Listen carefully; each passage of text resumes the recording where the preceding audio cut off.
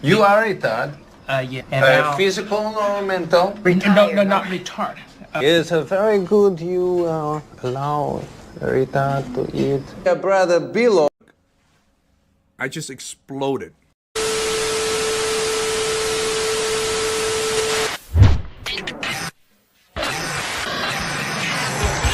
Hey Ryan, why don't you pull up Amazon's margins real quick? Well, yeah, I'd have more of a grin on my face than Stephen Hawking on Epstein's Island. came off as a smug cock when he said that. Wow, fiscal philosophy, you're not very smart at all. You screw up, cash flow kings.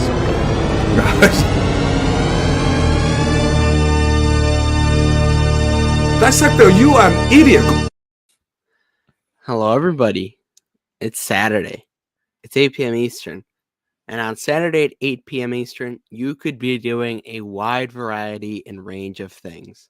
Now, what could you possibly be doing right now, Fiscal, on Saturday, 8 p.m. Eastern after the election? You could be pounding tequila shots, either to celebrate or to drown your sorrows, potentially, depending on which side. Not good. It could go either way. Speaking of people who go either way, you might be in a little bit of trouble depending on what happens from here. I kid. I'm sure everything will be okay for transgender. Yep, that's fine. Nothing to worry about. Now, I don't know if we have many trans viewers, so I mean, we should be able to get away with that one. Okay. I don't know if Dividend Dude counts. I'm joking. I'm joking. I hope he sees that. He jokes because he loves you. Now, you could also be perhaps smoking a little bit of recreational marijuana because apparently President-elect Trump is against criminalization and for rescheduling. It smells bad. You go into a lot of the bad neighborhoods. You saw his say what people. You saw his post that I brought up on X, right? From it was from September that he posted on Truth Social. Yeah, I remember talking about it. Yeah. We don't like going into the city and having it smell like weed everywhere. We don't want that. We don't like it. We want clean weed. I want weed where you can't smell it. That's the best weed. So when it comes to high tide, both candidates actually did say positive things about this particular topic. So we were honestly we were winning really like Charlie Sheen. We win here and we win there. We were by winning no matter what. We're winning. We're winning so much. You're going to say, please, Mr. President, it's too much. And I'll say, no, we need to continue winning. That's an all-time clip. You could be getting a copyright strike for covering. We actually didn't get one, believe it or not. We actually had one earlier in the week. And then Shamir it went. Has a good point. Oh, my God. Yeah, that was another win-win scenario with the election. She's gone. Basically 100%. With Trump, it's 100%. Yeah, it was like 99%. Kamala, not 100%. It's 100%. Yeah. You could be admitting yourself into a psych ward in New York City, like Kamala's stepdaughter did this week. Oh boy.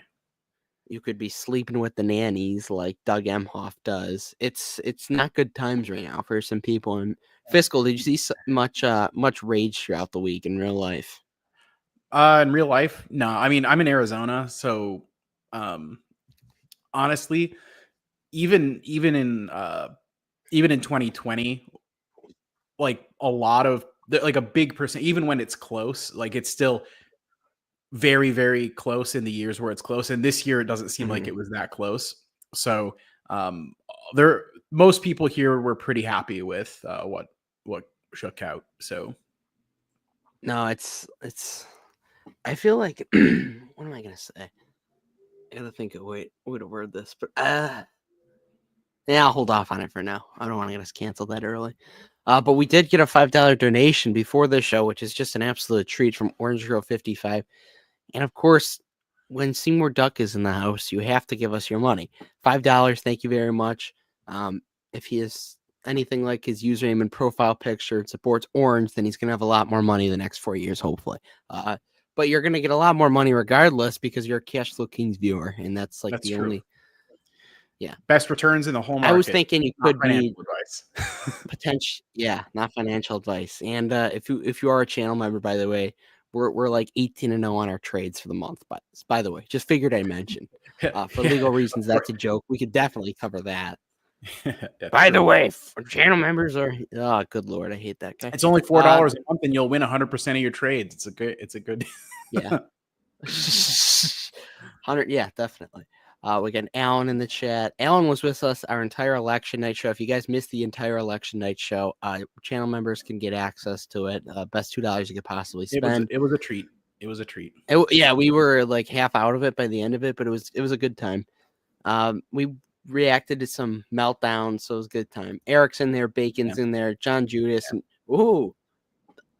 I wonder what Frank's been recently. I lost like Frank, $45 or something. Yeah. Oh, bad night. Yeah. We're gonna need all those donations for Fiscal's lost, and I think Seymour bet on it too. So, but it made it a little more exciting. Oh yeah, for sure. Keith is in here. Welcome in, everybody. But I think it's time officially to let Seymour duck in. Seymour, welcome into the Cash Flow Kings for the first time. Hello. There we go. Seymour, you did bet on the election, correct? You bet on Kamala? Yeah. It was $500, but whatever. R.I.P. It was play money. I did a lot of overtime. I was like, let me spend a little money. Yeah, I did it because, I mean, you can tell me if you did it for the same reason I did. Statistically, going into the day, it was supposed to be a basically dead heat 50-50, and we were getting better than 1-to-1 on the odds. So that statistically makes it a good bet, technically. Yeah, exactly. The numbers just made sense. I'm like, let me risk it. Yeah. It's better than However, the betting market proved to be wiser than the pollsters in this instance. So it is what it is. Would you guys rather bet on Kamala or bet by Palantir or Tesla? No. Tesla, the day before the election, would have been a based thing to buy calls on. Yeah. Yeah. No. I used to have those stocks, and then no, I'm not buying those stocks anymore. I learned my lesson the first time. Yeah, I like 4x'd on Palantir and sold it for a big gain, so I'm happy. Yeah, same here. I sold Tesla at 350. Around the same time, I sold like Disney at 185. But yeah, and I realized like the market was stupid in 2021. I'm like, what's happening here? It was. And now we're back to 2021. Yep. So I'm gonna enjoy that. I have some 2021 type stocks in my port now. I have Disney. I've got Amazon. You know. I might have bought those or that Disney share from you at 185. I might have bought that. we don't talk about that. I blame dividend data, by the way, for that. That's not my fault. It's ironic though, because Disney was at its worst when it was at like $200, but now it has improved significantly. Now it's like more than half the stock price. Yeah. I'm actually still accumulating. I mean, my hope is that I can get another 40 shares and get to an even 100 shares before it gets up to 100, so that my cost basis will be below 100, because it could very easily get back to like 150 or 160 again if it was 180 in 2021, especially if the fundamentals have improved. Oh, God. Disney might be like one of the only stocks still that are like non-debatably a buy besides indexing for me. And it's wild because Disney actually makes more free cash flow and net profit than Tesla. That brings me by so a lot. much joy. Yeah, it's a better fundamental. And yet I'm being told that Disney is dead and Tesla's a stock to buy. Yeah, well, it's because Elon's going to be in the government now, so yeah. And in Optimus Prime and Robotaxi. All of Elon's aura is gone, dude. I felt like 5 years ago he was like Tony Stark, and now he's just kind of this. I don't want to call him a Trump meat rider. He still is if you follow his like SpaceX and like Starlink type stuff. That stuff is still, because like he's been using Starlink to help the Ukrainians resist Russia. Yeah. Like that's a very Tony Stark thing to do. Yeah.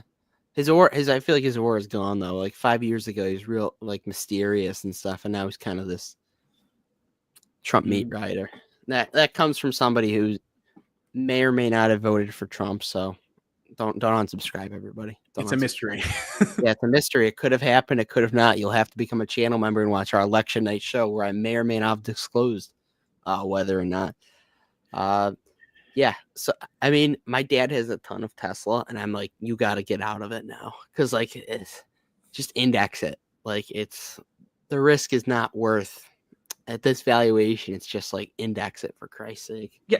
I don't understand. Like, you could buy Toyota, and you can get, like, better profitability numbers with that, and at a less valuation. Yeah. And you don't have to risk your money. Yeah, Toyota is a very well-run company, and they've been through it all, so they know how to profitably manufacture cars. Their brand is pretty strong too, I think. Yeah, I mean, their reputability and all that. I mean, so when it comes to automakers, the only legacy automaker that I would consider is actually Toyota. I wouldn't consider any of the other ones. Which is funny because oh, sorry, I was just going to say on X, nobody mentions Toyota. They only mention Ford or GM when you compare Tesla. Yeah, well, yeah, and Ford and GM, the reason they suck so hard is mainly because of the auto workers union. Sorry to say, I've been preaching that basically the entire time we've had the channel and the show. Yeah. You got to pull out a Kamala quote there. You better thank a union member for the 5-day work week. You better thank a union member. Mm-hmm. Unfortunately, the union members did not thank her. Nope. Trump and I have become tight, but have they pooped next to each other tight though? Have Elon and Trump pooped next to each other? I don't know. That's a mystery that remains to be seen. Some say we'll never know. Yeah, some say we'll never know.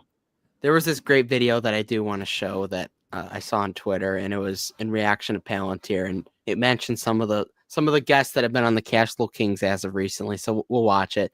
And this is in response to Palantir going up this week. A little accountability, which we do enjoy on the Cashflow Kings, but this will be fun.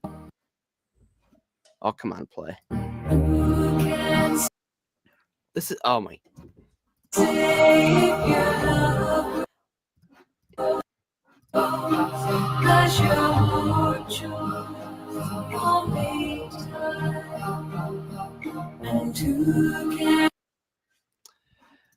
The Oracle is interfering. Uh-oh.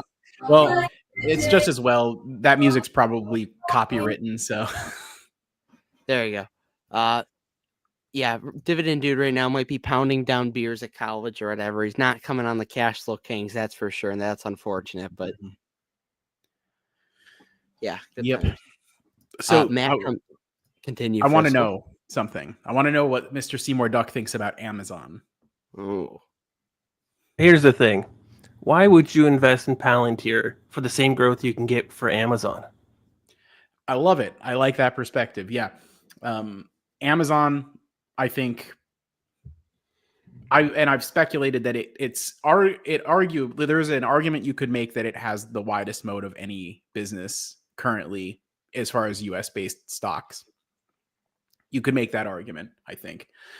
And there might be arguments against it, and I'm not saying that's definitive, but they have a moat that's that wide. And I think people more or less understand what Amazon does. And I think a lot of people who buy Palantir would have trouble really describing to you what exactly it is that their software actually does and how it works.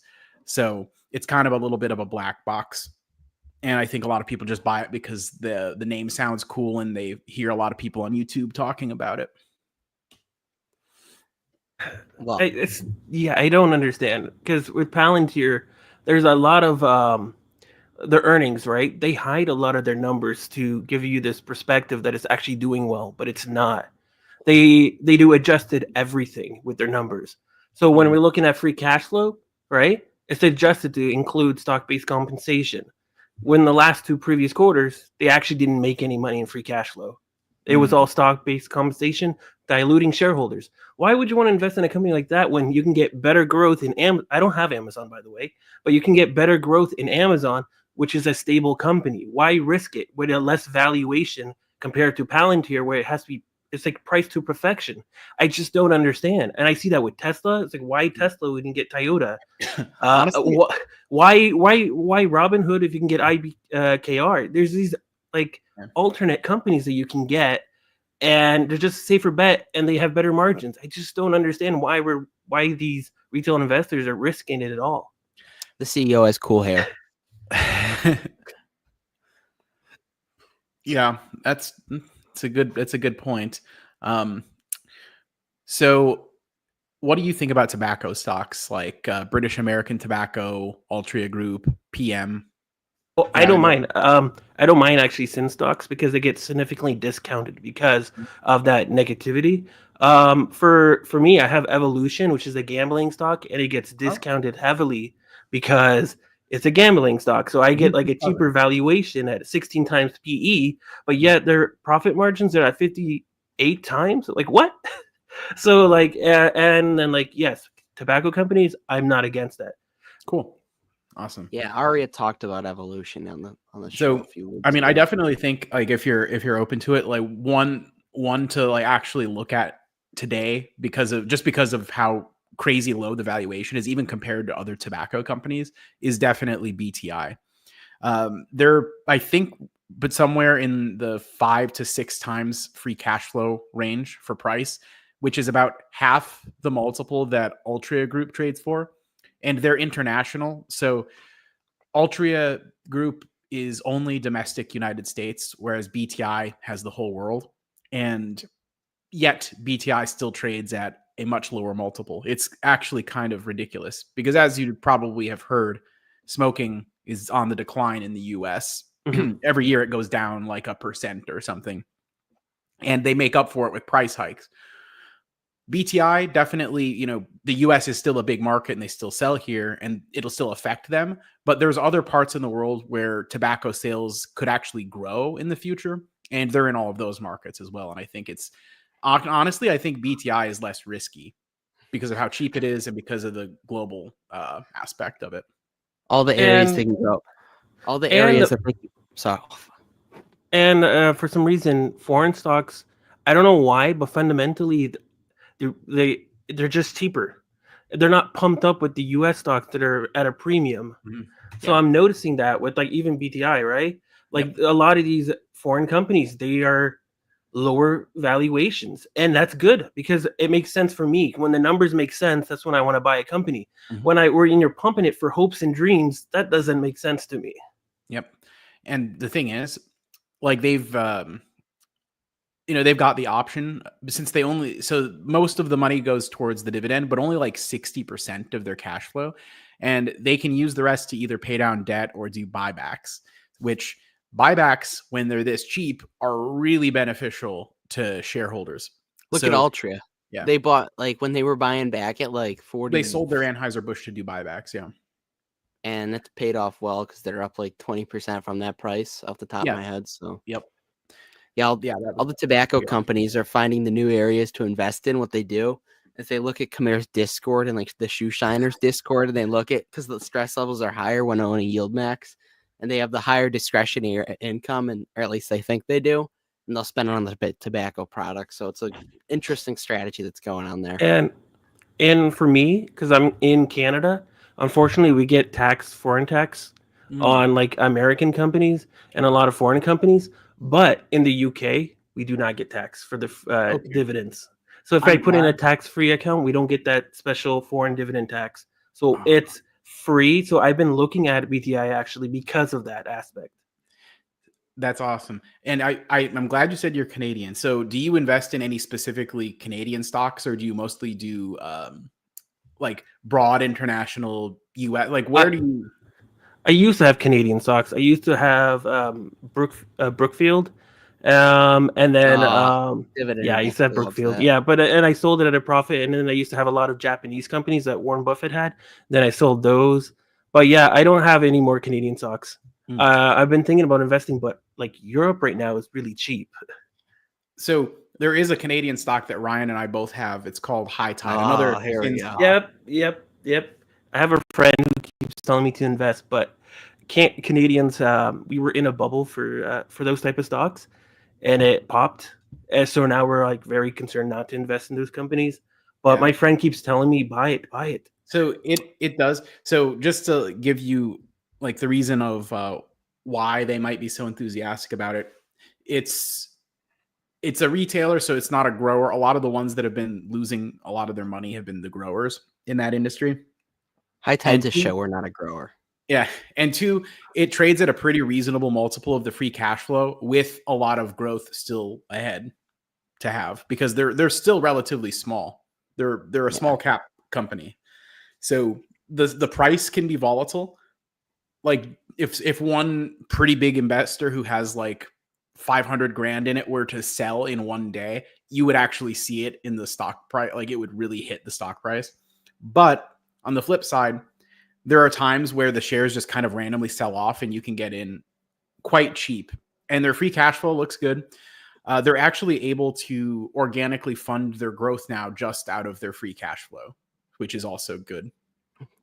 Germany, the United States legalization potentially. Yeah. Well, and I know that Blake's in the chat, so I felt like I had to pitch High Tide. Oh no! And He while can- we're he on the, can rate I how I bought some did. this week. I bought some this week after the election. I guess since everybody thinks that like Trump is going to be a leader or whatever, which is just blatantly not going to happen. So it's sold off for 10%. And like I even averaged up in like grand scheme of things, it really shouldn't be some crazy. Yeah. Yeah, my I know friend. Blake's foaming. Extremely Sorry. competitive. I was just gonna say, my friend has been investing in that company every day. He just buys one share. But he does it every single day. Yeah, every single day, just one share because it's like if I'm not mistaken, a penny stock, right? Yeah, it's sort Yeah. of. It's low market cap, and it's the share price is $2.75 right now. $2. Yeah, and we in Canada we have a broker like Wealthsimple, which is like Robinhood, and we don't charge you any commission. That's cool. Oh, High Tide or MPW? So many. I'd rather buy High Tide. I know. I mean, MPW under $5 is probably still pretty good. It just pumped up a bit on Friday for High probably Tide's, because of the rate. High Tide's management is also very good as well. The CEO, Raj Grover, very good guy. Raj with, like, Grover, friend of the show, transparent plan. retweets our tweets. 2020. Yeah, he retweets our tweets sometimes. Kind of blue balls us about coming on the show, but that's okay. I won't hold it against him. We'll get him on in this year or next year sometime. Someday. It's on the bucket list. Once we've got a couple thousand subscribers, I think he'll consider it. Yeah, we have to make it a non-debatable decision for him to make. Very creative move. That'd be hilarious if he like you know how like these presidential interviews or when they were like if one of the candidates would have a bad interview, like their odds would go down in the betting markets the next day. Yeah. Imagine Raj Grover comes onto the show and we just ask him these really tough questions and he can't answer it or he like messes it up and the stock goes down like 15%. What if he says it's about demonstrating value? It's about demonstrating value. Yeah. Stock sells off 15% the next day. They're not communicating enough value. Yeah. I've noticed though with like these small cap stocks, there's a lot of very defensive investors over like I don't want to say I don't know why. Like it's very personal for some of these investors. With the High Tide roundtables, like if we any time that we don't discuss High Tide, we get scolded for in the comments. It's like if we spend 2 minutes on literally anything else, the whole conversation, even if we spend the other 1 hour 58 minutes on High Tide, they get angry about that 1% that we talked about something else. Matt comes in and asks, "What do you think about a strategy of buying the top 20 in the S&P 500?" No, because you're guaranteed to get the most overpriced stocks mixed in there too. Yeah, and you'd have to like constantly be selling in and out of those. I just don't know. Yeah, I don't care for the top 20 strategy. I would say if you could pick the 20 most undervalued members of the S&P 500 somehow, if you had some formula to come up with that, that would probably outperform the rest. It would be Fiscal's portfolio. No, actually, Amazon wouldn't be. Yeah, maybe a few months ago it would be Fiscal's portfolio. Yeah. Keith says that Palantir might have trouble if peace breaks out. That's not going to happen. I'm not sure though if it's like other defense companies, lots of inside stuff. So is this I haven't been like I've seen on Twitter that like all these countries are calling for like ceasefire now that Trump is back. I don't know if it's that's that what they easy. say on Twitter. I don't know that that's I don't know that that's 100% true. Yeah, same here. I don't know if it's true. Easy. Yeah, I mean, it's certainly like a lot of people believe it's true, but yeah, a lot of people can be wrong too. Yeah, I think there's going to be a war no matter what, and the U.S. is all. I mean, I'm not saying that Palantir is like horrible. You'd have to get it at the right price, obviously, but like Lockheed Martin, baby. Philip Morris owns the Zins. That's it. That'd be interesting. You said Lockheed Martin. I think Palantir has a bigger market cap now than Lockheed Martin. That would be insane if that was true. Because Lockheed Martin makes like the F-35s, and those things cost like $500 million a piece or something stupid. Yeah. Oh no, almost there. They're at 133 billion. God, that's insane. I think Palantir is 130 billion. Sad Yeah, world we live in. and Bitcoin 75,000 or whatever it is now. Like, uh, there's bubblage going on in certain parts of the market right now. It's going to be interesting though whenever there is a correction or crash. Like I was talking with my parents about it because, like, no matter who would win this election, they're most likely going to take on the next. There's like historically looking, there's a very good chance they're going to have to take on a correction or a crash. So it's going to be interesting to see how Trump deals with it. You know, honestly, though, if you think about it, we've had in the last 5 years 2 pretty good sized corrections. There was, well, COVID may have been more of like a fluke crash, but 2020 there was definitely a big crash, and then 2021 was like new all-time highs, and then fall of 2022 there was another pretty big correction, and some stocks still have not fully come back from that correction. Walgreens, like Alibaba, which I have, although I am up on Alibaba. Thank you very much. Everybody says that I'm bad for buying that one, but I got it for less than $80 and it's 94 and it recently touched 110. Like, I'm cool with it. Yeah. Alan, you got to hop off, man. We got like a week till the Christmas decorations come out. So there is no in between here on the Cash Flow Kings. And plus, I love having the Khmer's portfolio 2024 to 2024 down there. So actually, I mean, with the way Tesla and MicroStrategy have been pumping, probably not anymore. I told the Taliban to pull out if they hurt one. I told them a boo. Yes, a boo. And I sent him a picture of his house. It's true. If wars why would you be bullish on the Zin pouches? Are you saying that more soldiers are going to pop Zins during combat? That is true. Tobacco or like any kind of stimulant they consume. Like, have you ever watched Band of Brothers? Starbucks? No, but like they do. Well, I mean, they do coffee and traditionally cigarettes, but probably nowadays they would do like Monster and Zins. Yeah. Seymour Duck, what are your thoughts on Starbucks? I mean, oh no, you own Starbucks, right? Yeah, he does. It's not a bad company, and I'm. It's just that I'm hoping the new CEO can actually fix the company up. If he can, then it will be a tremendous value. But until then, I don't know if it's proven. But it's not a bad company. I just hope it's not a value trap. Yeah, But you had the CEO from Chipotle, and I mean that company did really well. Yeah, it's so Starbucks came out with the new the Christmas drinks again this week, and they have like the new cup the coffee sleeves, and they like cut them out a little bit so it looks like snowflakes or whatever.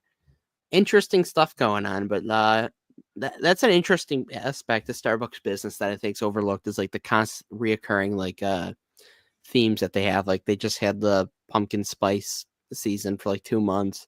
They're gonna have the Christmas one where they're gonna milk that for 2 or 3 months, and people are gonna keep buying it. It's more of like how are you gonna convince people to buy $5 coffee every day? That's kind of it's the hard part. I was just hoping he'd lower prices. That's the thing.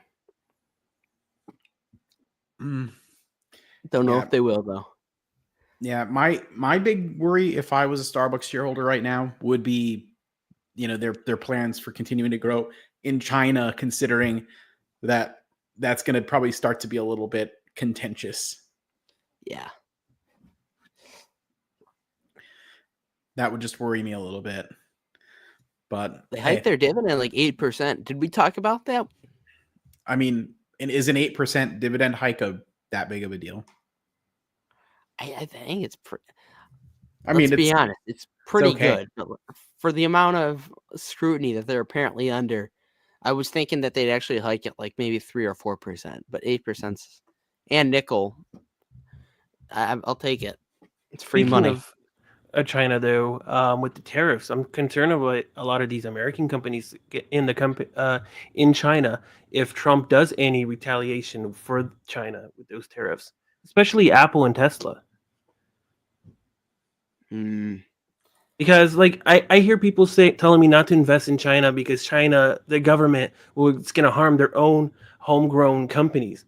But then they ignore the fact that Tesla has 25% revenue coming from China. Yeah, and that's kind of where I'm at with that. Was like kind of my point with Starbucks is a lot of their future growth is supposed to come from revenue that they're supposed to get in China, and where's that growth going to come from if that doesn't happen? I don't know. $8 coffees, even better. I don't know.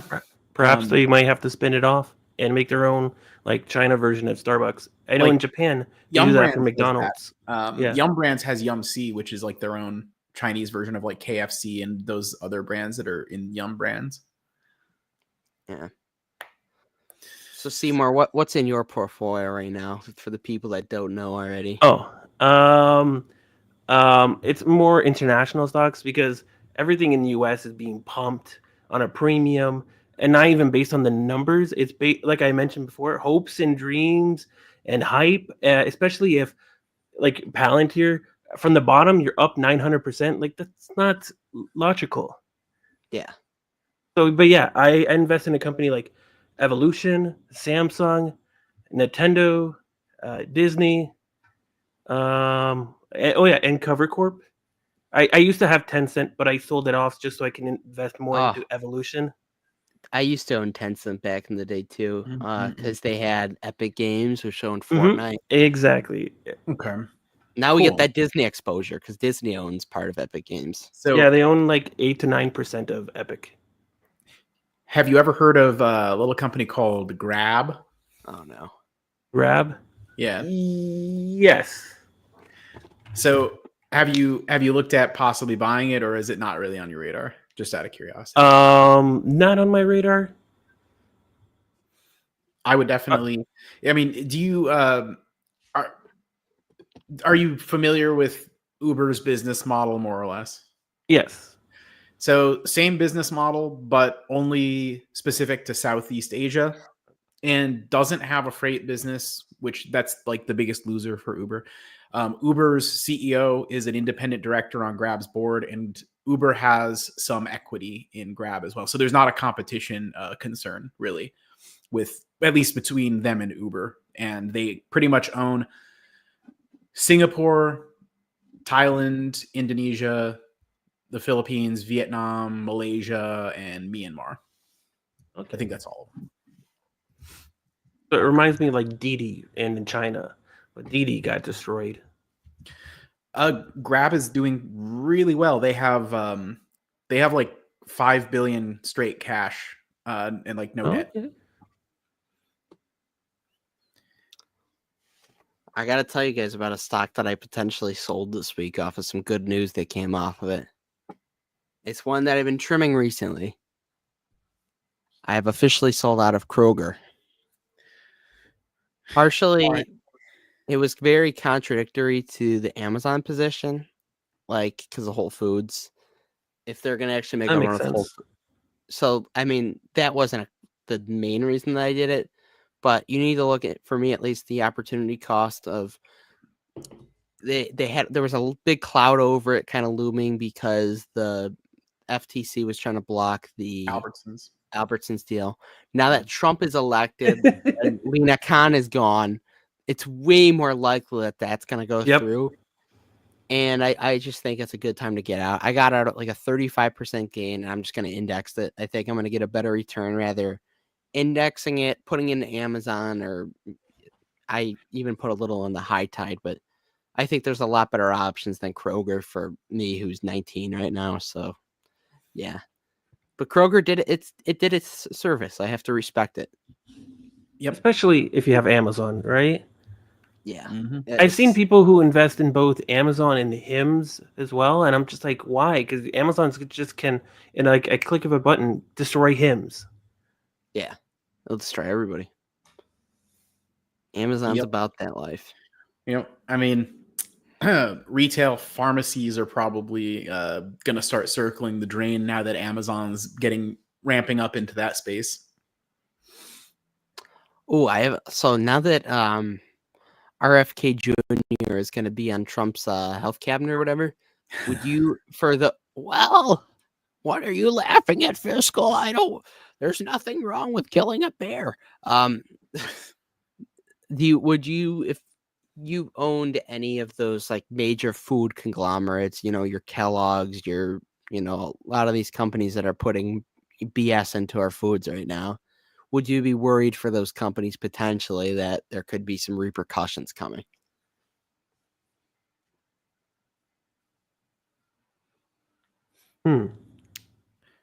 I'm not worried. I'm going to take all your Red 40, Pepsi. You better run. I mean, I'm not invested in those companies to begin with. But I wouldn't be, if I was in them, I would not be particularly worried. No. Yeah, likewise. But plus, I'm Canadian. I don't really care. Wake up, everybody. We get our free health care that we have to pay with taxes. Yeah. Free in quotations. It's always good having a Canadian on this show. Aria, the dividend investor. So since you're in Canada, I'll ask this question because I've asked it to everybody. Is it true that nobody really likes Trudeau there? Yeah. They might not admit it, but nobody likes him. But their problem is, though, isn't he? No, they want him to step down, but he's not going to step down. Nah. Yeah, nobody willingly steps down. Come on. Not even Biden. I'm gonna miss Biden, dude. That he's hilarious now. Well, this is relevant because I got my vaccines today. Nobody click off the video. The bigger question with the Kennedy appointment is what happens when you start suing drug companies for vaccines. That will be interesting. It's funny because Pfizer makes all this money, but it's been such a crappy investment. What's funny is that we had the vaccine so fast actually because of Trump's Project Warp Speed. Yeah. And it's so it's like what? Why? And people on X don't even realize that. They thought it was Biden. Yeah. People on X are mostly like room temperature IQ idiots though, so yeah. To be fair. Mostly. There are some smart people on there. Yes. But yeah.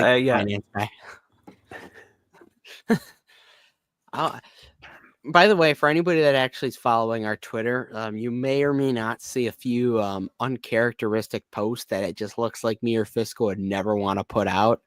That's because we're running a bit of an experiment. So, as a lot of you guys know, there's a certain British YouTuber named Dividend Talks, and he likes to steal everybody's videos.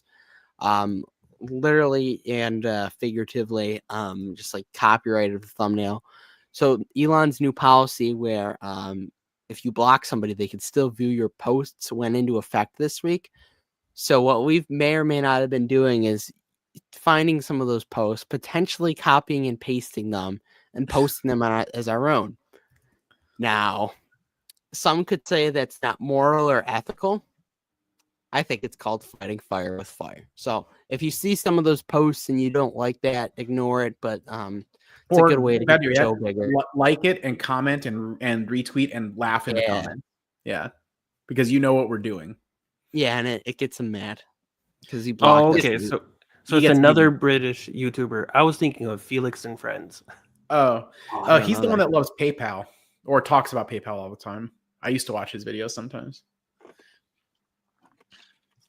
We got to get Paul on the show sometime, Fiscal. You got to do some works on Twitter. Okay, yeah. Maybe I'll try to butter up Paul and get him on the show. That'd be great. We almost had Seth. Seth left me on. He left me on scene. Not bullish. We'll get Paul on. We'll get him start talking some crap, and then Seth will. He won't talk about the Seth thing though. Oh yeah, it's below the bush. No, he said when it first happened that he's not going to say anything other than they basically parted ways because something happened, and doesn't want to get into it. But I mean, we do have some tea on like what people think is the reason. Yeah. So yeah. Obviously, Seth did a pile driver to Paul, and he threw him through a table at the EM Studios. I think that's what really happened. and Mo just sat there and watched. Yeah, Mo was just watching there with his pen in the chart. Yeah. No. By the way, I went to WWE last night. It was in town. I'm convicted. I'm really good Lord. TKO is a booming business. Like the merch lines were like unreal. Like I was hearing cha-chings in my ear. Tickets that I got were probably the cheapest I could find, $60 for like upper deck tickets. Of course, it had like the extra $20 in fees for using Ticketmaster. Merch lines were packed. It's ridiculous, really. Production quality is crazy. I'm bullish on the company. It's an interesting play, Fiscal. It's kind of a hard company to do like analysis on because it's so new. Mm-hmm. Yeah. I mean, everybody, obviously with what I went for Halloween as, yeah. I think that alone was bullish for them. I think that should be one of the Cash Flow Kings holdings companies, one of our top holdings for like a discretionary company. Mm-hmm, mm-hmm. I think that should absolutely be. Yeah, I mean, I think in spite of how crazy he is, I do think McMahon is an impressive business guy, and Dana White's definitely a business genius. Like, he's great. He's the master of building a brand, I think. Oh, and they got Power Slap too, which he's like putting a lot of time into. I don't actually like that because I know nobody does, but he's like, but he claims it's going to be bigger than the UFC one day. So I don't think so. I know the that's UFC what everybody jokes about it. Yeah. Would that company ever interest you, Fiscal? Oh yeah, absolutely. I mean, I'm one that if the numbers are right, almost anything interests me. Yeah. PE right now it's like really hard to get information on it. Yeah, they haven't been public as a merged entity for that long. So it's kind of hard. I mean, I would just be patient, wait for a little bit more history, and then be patient and wait for some kind of sentiment decline, like some kind of scandal, like maybe Dana White does something like McMahon did. The best was Dana White like 2 years ago, he slapped his wife at like a nightclub and that sent the stock down. But so just wait for him to do something that like makes the stock go down that isn't related to business, and then get a good entry and enjoy. I think Vince would have been the best opportunity because I kind of bought off that with like $90.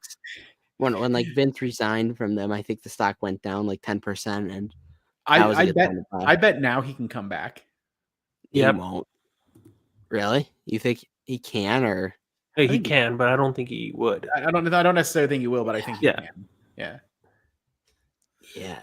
No, but I was shocked because like I'm pretty casual as a wrestling fan, but the people at these shows, Fiscal, it's insane. Like it's like these grown adults, they're obsessed with it, and they're like we have like these B-list superstars. Yes, or that's what they say. These B-list keep going. No, obsessed fans are part of the bull case for it. That's one of the reasons why it's insane. Disney has obsessed fans too that are just every bit as obsessed. And I think if you have a very, very dedicated heck, that's one of the bull cases people have for Apple is people are obsessed with it. They're in the ecosystem. If they put out any new thing, people always get the new iPhone and this and that. Yeah. It's the people that are obsessed with the product or the service or whatever. They can be a big part of what there is to like about a stock. For sure. Another thing too that I've definitely noticed is like how diverse it was there. Now look, I'm not like strongman and I'm not like the biggest DEI guy or whatever, but like from a business perspective, like there was everybody there. Like you saw rich white dudes, you saw black people, you saw Indian people. Like there was just everybody there. And like and there was a wrestler who appealed to all of them. And like from a business perspective, it's insane what they've done. It really is. It's impressive. It is. If they can capitalize more on merchandise, it would be intriguing for me. No merchandise? Yeah, if I can see like money coming in from merchandise, then that would be intriguing for me. Because like if you look at companies like Nintendo, Disney, Pokemon, they make a lot of their cash from merchandise. Yeah. I'm gonna look this up because the lines I saw yesterday. So what they do is they'll have like these limited edition shirts. So like, I may or may not live in a city in New York. So like they had the colors of the sports teams, like combine those with like the wrestlers' logos and stuff, and they'll make it like limited edition, so people feel obligated to buy it. And it's like 35, 40 bucks a pop for a shirt. And like the margins have to be insane on it. And the line was absolutely packed going up. Like there must have been like 200 people in line to waiting to get shirts at least at one point. It was just insane. I'm going to look up to see their merchandise revenue right now. Let's see. Consumer products, a small contributor. Wow, it's only about 3% of UFC sales. I gotta see WWE, but I know that they're hitting records right now, like WWE wise.